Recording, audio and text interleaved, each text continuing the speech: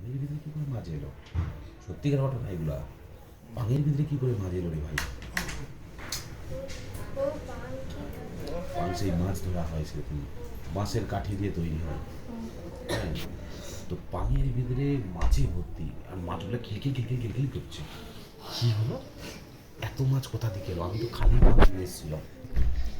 আমি তো খালি পান নিয়ে এসেছিলাম। এত এত মাছ কোথা থেকে এলো? এত মাছ কোথা থেকে এলো? মহা আনন্দ। আজকে মাছ পাইনি, অনেক মাছ হয়ে গেছে।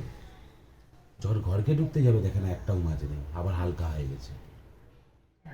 কি হলো? এত মাছ ছিল, আবার একটাও মাছ নেই। কি ব্যাপার, কি হলো?